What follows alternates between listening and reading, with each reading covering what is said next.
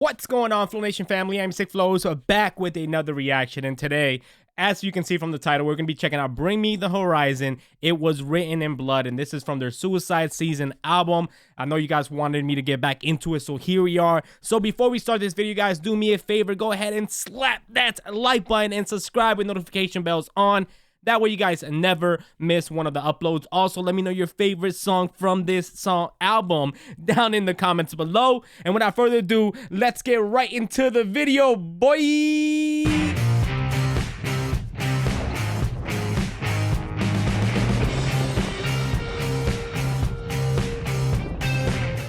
Alright, here we have it, man. Bring Me the Horizon. It was written in blood.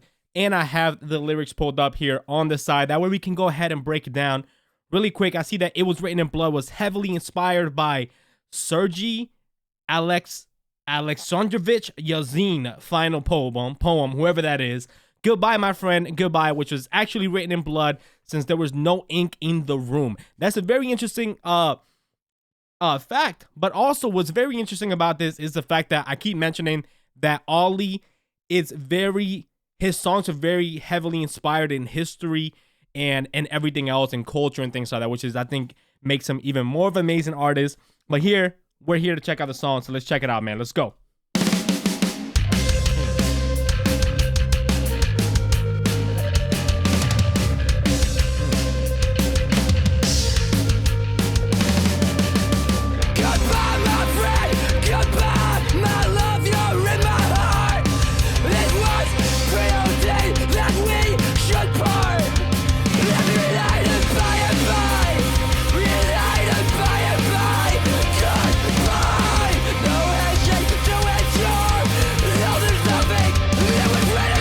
All right, really quick, I want to point out something. Let me take it back 5 seconds.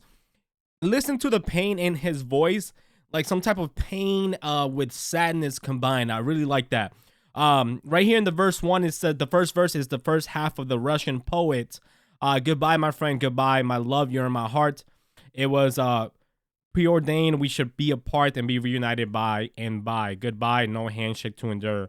So that's actually part of the actual poem, right, that he put in the lyrics right there. So that's pretty cool that he did that. Let's keep it going. Okay.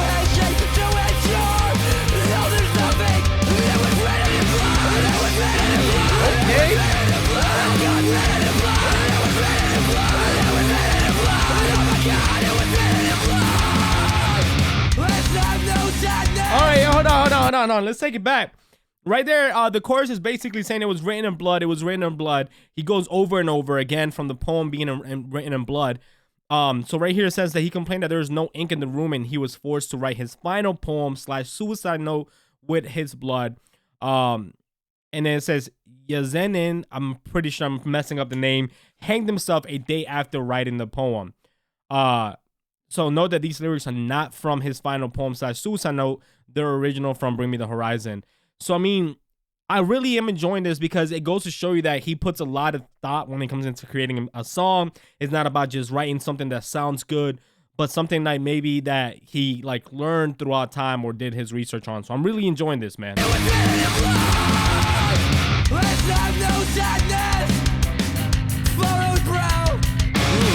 There's nothing new, let's die in now. Let's have no sadness, furrowed brow. Yo, notice how the instruments changed up too?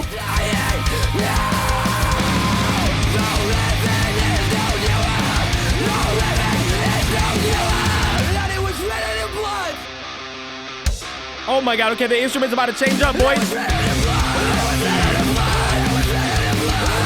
Oh, this is so nice, bro.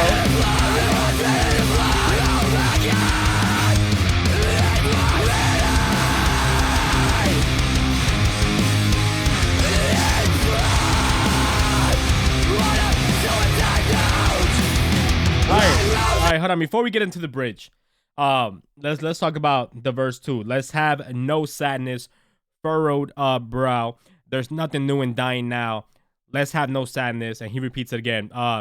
So these are the final lines of Yesenin's poem. Note that the poem was written the day before he committed suicide. So literally that part of the verse right there in verse 2 was literally from the poem itself. So it's crazy to like to think about how he took a poem that was it was basically a suicidal poem because the guy committed suicide the day after, and made it into a song.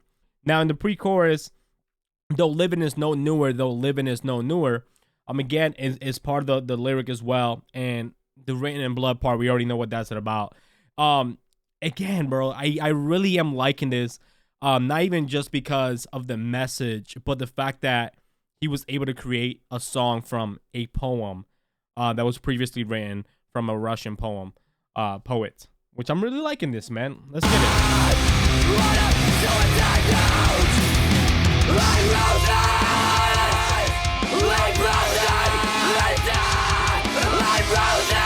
I like that, like roses, we blossom then die, because roses die eventually. That's pretty good.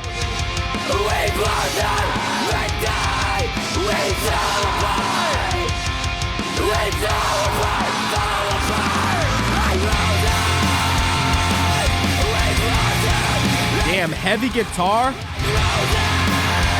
And I'm loving the fact that he's just repeating it over and over and over.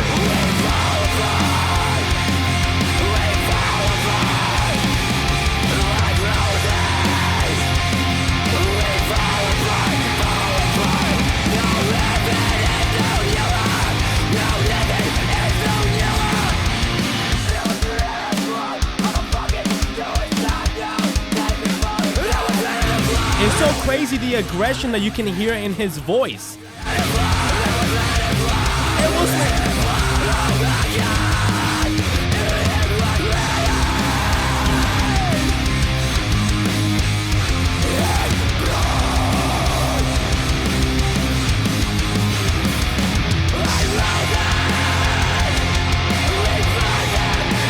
I gotta touch on something. I'm gonna bring it back 5 seconds, but I gotta touch on this real quick too. Not only does his voice go through like a phase where it's like starting off, like you can hear the anger in his voice, sadness, and then as the song goes on, you can hear the anger progressing and getting more anger and things like that. But it's like the same thing for the instruments. The instruments didn't start off this rough. They slowly started building up, and now it's at the point where they just exploded.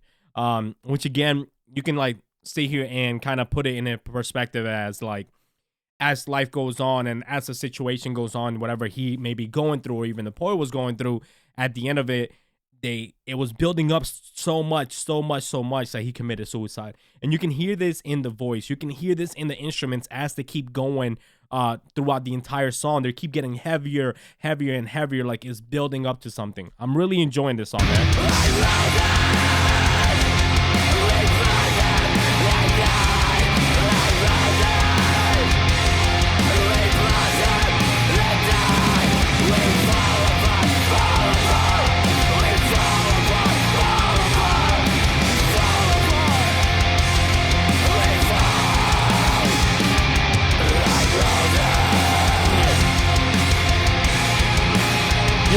You heard it when he said fall apart, how it kind of like his voice kind of got low.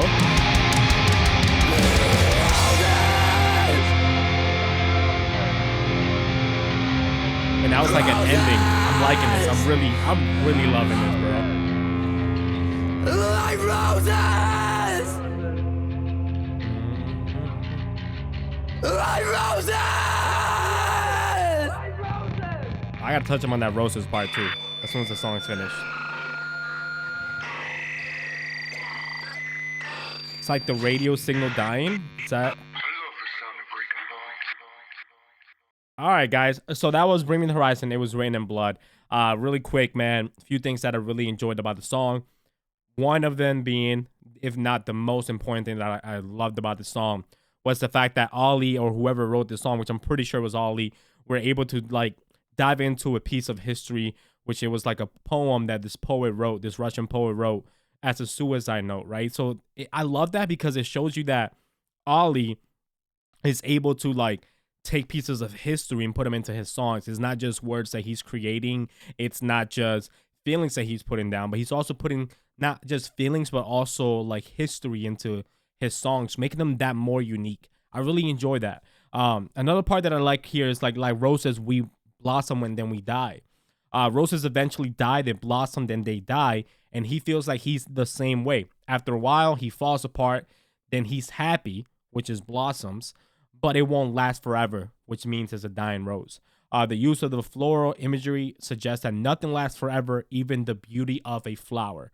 Again, why I love Ollie and why I love Bring Me the Horizon. They're able to take a song and make you think about a topic and make you actually pay attention to capture everything, man. So definitely a dope song for me, man. I definitely recommend you guys hear it for yourself, dive into it yourself. This is definitely one of my favorites so far on this album, so I gotta give it a lighter. Boy, let's get it, man. Don't forget, guys, slap that like button, subscribe and notification bells on, and subscribe to me or follow me on Twitch. I do live reactions there as well, and I'm officially back here on YouTube, man. I have merch down below. The link will be down in the description. If you buy merch and send me picture proof or any type of proof that you bought merch, I will do a guaranteed reaction to whatever you want me to react to here on the channel. And until next time, I'll see you guys next time with another one.